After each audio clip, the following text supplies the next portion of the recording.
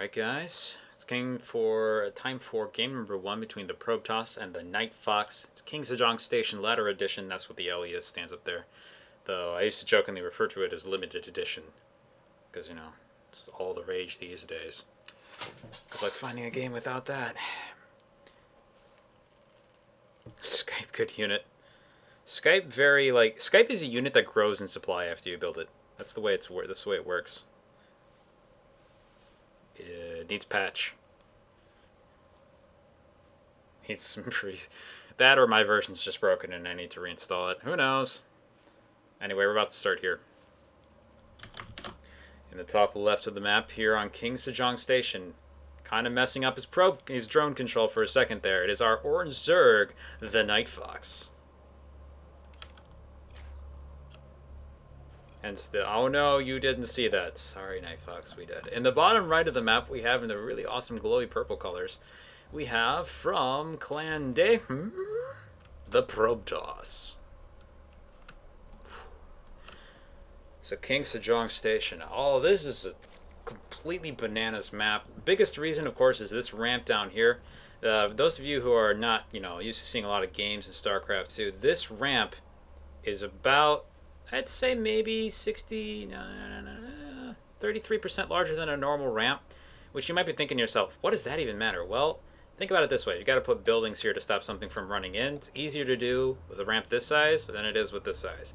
Now, the thing is, for the two players we've got today, that actually can come into play. It may not be super huge, but it can come into play if one player is using a lot of banelings, the other one's trying to go for a more roach style, trying to stabilize using a couple evolution chambers to kind of choke off their second base. But we're not seeing that in the short term. Anyway, Scott from TheProbeToss comes up here and confirms that his opponent isn't insane. He sees that there's a number of drones up here. No spawning pool early. Meanwhile, back home we can see spawning pool going down by the TheProbeToss and pretty much one at the same time by the TheNightFox. So far, both players doing pretty much the exact same thing.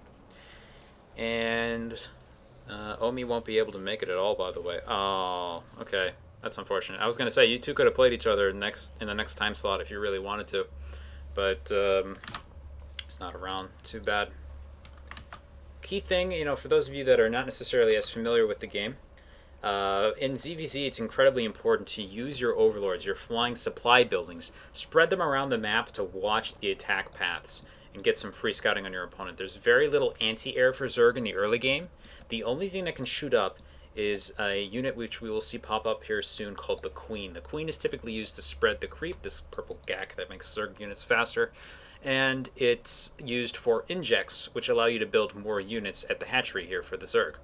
So that's its typical use, but it also does have the ability to shoot up, and shoot up at quite the distance. So what that does mean is you can spread your overlords around the map to watch the attack pathways with pretty much no problem whatsoever. No resistance. Until later in the game, of course.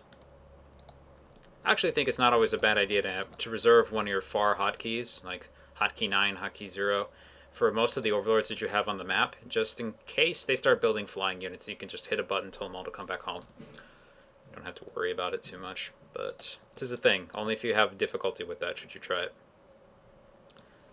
So, drone from the TheProbeToss being pushed back out by another drone.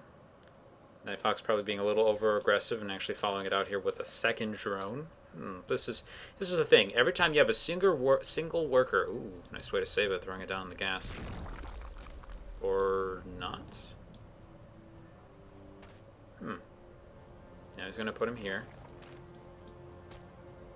This is most unusual. Yeah, anytime you have a drone that isn't mining, it's basically minus 100 resources. Oh, he's trying to break the targeting. Oh, that's really clever. I almost see nobody do that. Anyway, I'll explain that in just a second. You can, anytime that you don't have a worker that's actually mining for about a minute, you lose 100 of that particular resource. So if you don't have a worker that's mining minerals, you lose 100 minerals. If you're not mining gas, you're losing 100 gas per minute, roughly. And all your stuff will come out that much slower.